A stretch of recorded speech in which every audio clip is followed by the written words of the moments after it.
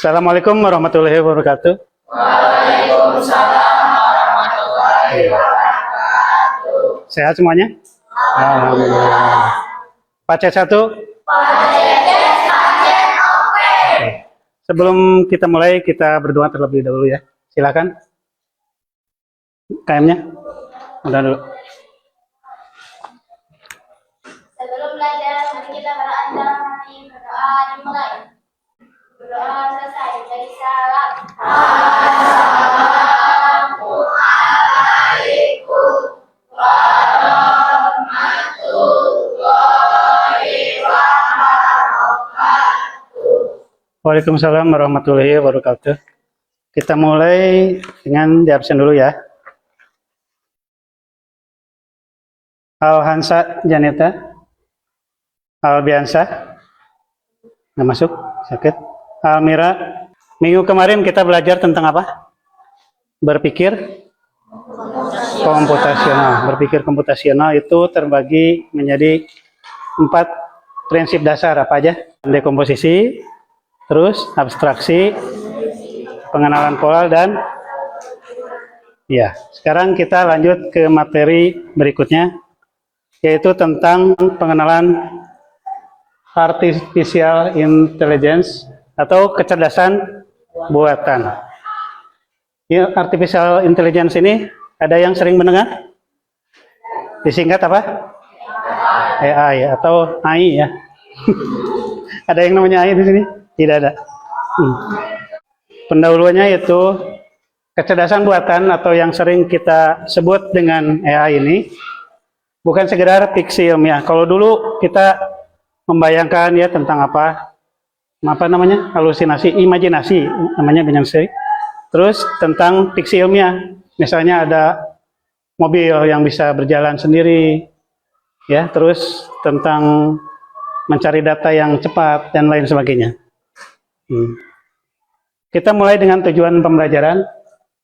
Tujuan pembelajaran mempelajari ini adalah untuk menjelaskan pengertian kecerdasan buatan, terus mengidentifikasi jenis-jenis AI, memahami dampak positif dan negatif, dan terakhir menganalisis contoh aplikasi AI-nya ya. Apa itu kecerdasan buatan? Secara sederhana, AI adalah cabang ilmu komputer yang bertujuan untuk menciptakan sistem atau mesin yang mampu meniru cara berpikir dan bertindak layaknya manusia. Ini termasuk kemampuan untuk belajar memecahkan masalah ya, mengambil keputusan dan memahami bahasa. AI memungkinkan mesin untuk berpikir secara mandiri. Kenapa harus diprogram secara eksplisit untuk setiap skenarionya? Lanjut, jenis AI. Nah, ini AI terbagi menjadi 3 kategori utama ya. Yang pertama, narrow AI. Narrow AI ini atau AI yang sempit. Yang kedua, general AI, AI yang umum. Yang terakhir, super intelligence, kecerdasan super. Nah, narrow AI ini adalah narrow AI yang sering kita gunakan. Misalnya, AI yang sempit. Misalnya apa? Google Assistant ya. Pernah ada yang pernah nyoba? Cung? Terus atau ChatGPT? Ada yang nyoba? Gemini? Pernah? Nah, kayak gitu. Ini disebutnya narrow AI. Jadi yang sering kita gunakan sekarang. Ini apa ya namanya? AI ini Sakuma Pinternoge ya. Masih tetap harus diinput datanya oleh manusia. Kalau dia tidak diinput datanya, dia tidak memahami apa yang kita tanyakan nantinya. Jadi kalau kita nyari di ChatGPT misalnya tentang itu udah ada yang memasukin datanya. Jadi semua ada jawabannya. Sejarah singkat AI. Nah, ini AI ini udah diperkenalkan udah lama ya, sejak tahun 1950 sampai 2000-an dan sekarang. 1950 Alan Turing mulai memperkenalkan ide yang mesin yang bisa berpikir. Terus 1956 di konvensi Dartmouth, Amerika 1980 ada pakar sistem yang digunakan untuk medis dan aplikasi lainnya. Dan 2000-an sampai sekarang perkembangan pesat berkat big data ya, data yang besar, server yang besar, kekuatan komputasi yang makin canggih, dan algoritma machine learning yang lebih efisien. Nah, dampaknya apa aja? Ada dampak positif dan dampak negatif. Kita lihat dulu dampak positifnya. Ini cuma sebagiannya aja ya. Kita lihat di bidang kesehatan. AI ini bisa membantu dokter mendeteksi penyakit lebih cepat. Ya, jadi misalnya ada yang masuk sakit nih ke IGD langsung bisa dibantu sama AI dan langsung bisa kedeteksi sakitnya sakit apa gitu. Jadi bisa lebih canggih. Yang kedua di bidang pendidikan, AI bisa menjadi asisten belajar bagi yang memahami kebutuhan siswa. Jadi kalian mau nanya tugas, mau tugas apa ya kalau yang kuliah, skripsi atau apa, bisa mencari langsung di ChatGPT, Gemini kayak gitu ya. Nah, terus bidang transportasi, ada mobil tanpa supir. Kalau dulu pas waktu Bapak SD itu ada filmnya ya.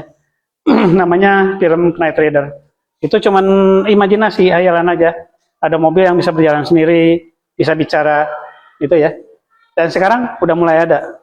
Sekarang udah ada mobil yang tanpa supir, bisa mengenali jalan, udah bisa menghindari kecelakaan. Jadi, namun mau nubruk ya, udah mulai berhenti si mobilnya. Itu karena kecanggihan AI di sana.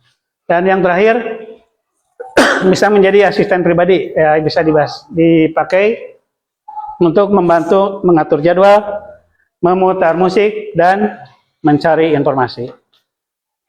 Selanjutnya, dampak negatif. Ada 4 aja ya, cukup 4 aja. Dampaknya bisa kehilangan pekerjaan. Otomatisasi berbagai AI dapat menggantikan beberapa pekerjaan rutin. Cuk, ada yang tahu contohnya apa? Bisa? Hah? Hansa ada? Contohnya kalau ini ya, kehilangan kerjaan misalnya. Kalau dulu kita masuk jalan tol, tinggal bayar, ada orang yang nunggu di jalan tol ya. Kita daftar dulu, nanti bayar di sana. Ada lagi yang nunggu pas masuk, pas keluar ada. Nah, ini sekarang karena kecanggihan, kita tinggal nempelin tongkatnya, ya, membaca scan langsung. Tidak ada orangnya di pas masuk jalan tol, masuk, terus pas keluar tinggal di scan lagi, nggak ada orang juga di sana. Itu udah mulai mengurangi pekerjaan dan beberapa orang udah kehilangan pekerjaan. Rencananya kalau di luar negeri udah ada parkir yang tidak ada orangnya juga. Jadi kemana yang parkir parkiran, jadi udah ada mesin-mesin. Ya mungkin 10 tahun atau 5 tahun ke depan itu udah. Terus bias dalam algoritma. Ini yang negatifnya ya. Jika data yang digunakan untuk melatih AI bias, jadi bias teh gimana? Bias teh samar atau tidak jelas.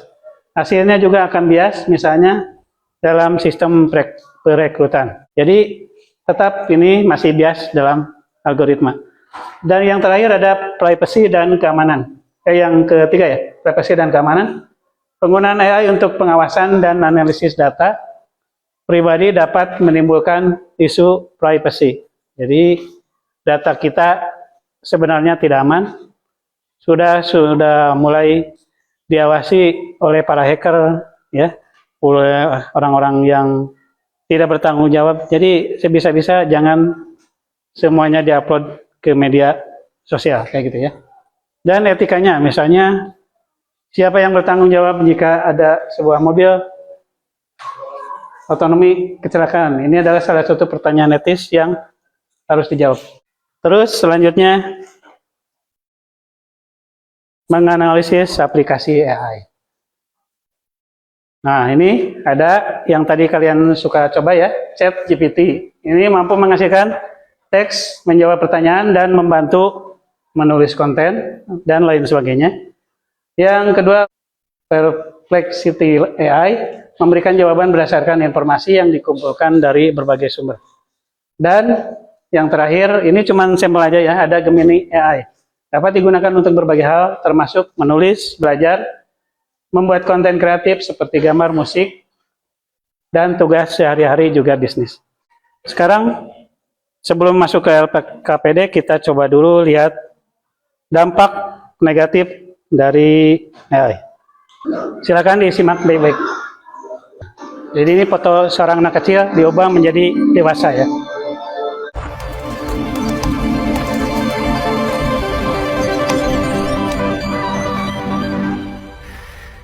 Hey Mom, hey Dad.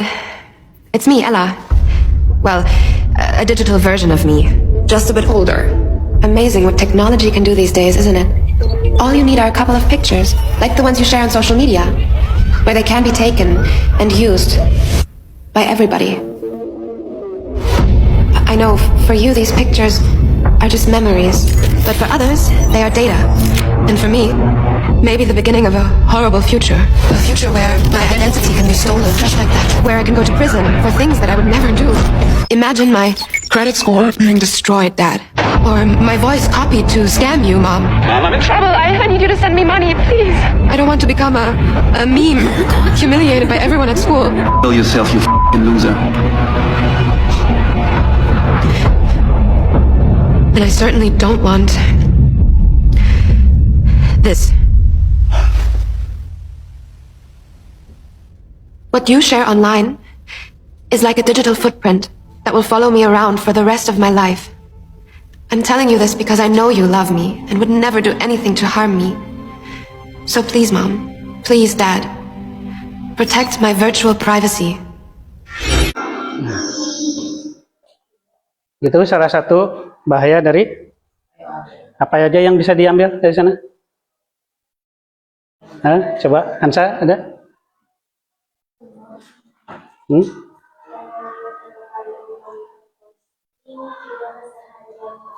Iya tuh.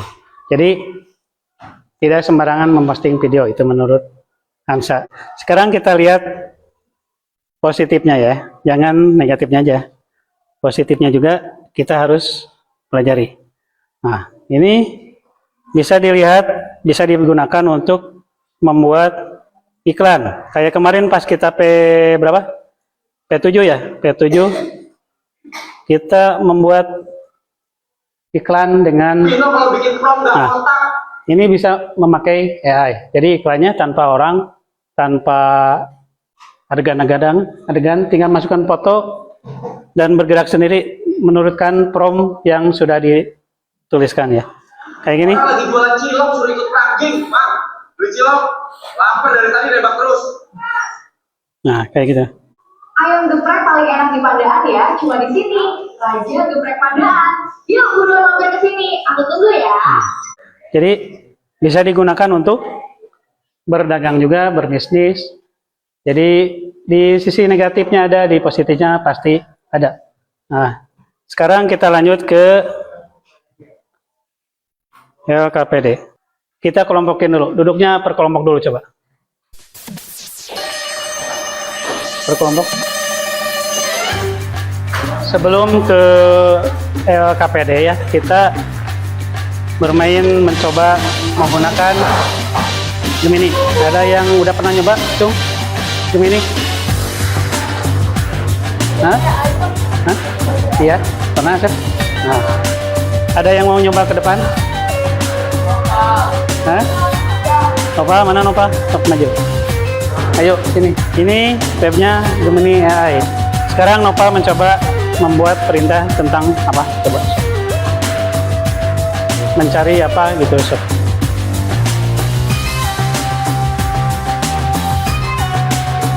Nah, ini kan fotonya udah dimasukin ya sama Nova ya.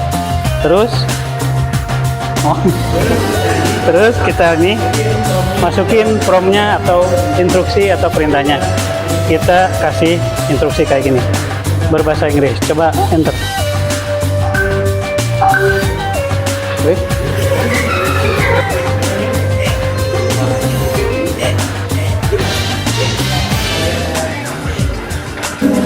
Sudah di enter, terus di-generate sama pembayarannya dan hasilnya.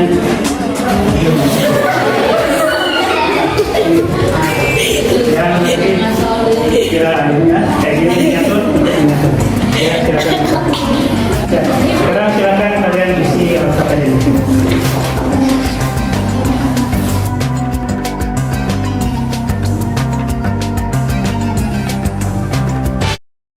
Ya, sudah KPD-nya. Sekarang kita kita mulai dari kelompok pertama. Silakan. Assalamualaikum warahmatullahi wabarakatuh.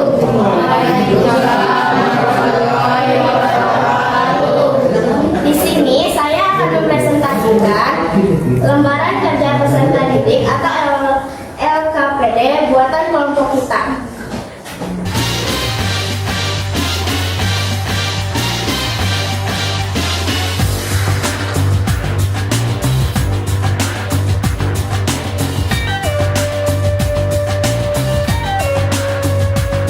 Jadi terakhir ya kesimpulannya, dasar buatan ini adalah teknologi transformatif yang memiliki potensi luar biasa untuk menciptakan pembentukan peradaban manusia.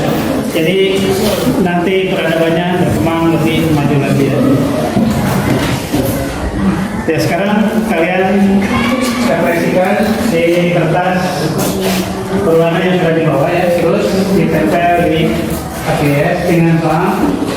Sudahkah kalian mulai memahami AI? Apakah kalian sering menggunakan AI? Dan sejauh mana kalian berperan menggunakan AI?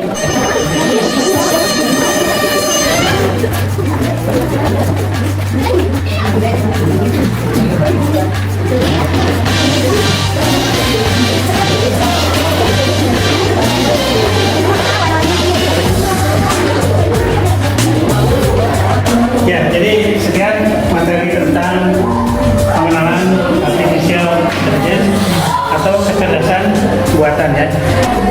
Mudah-mudahan materinya bermanfaat buat kalian nanti.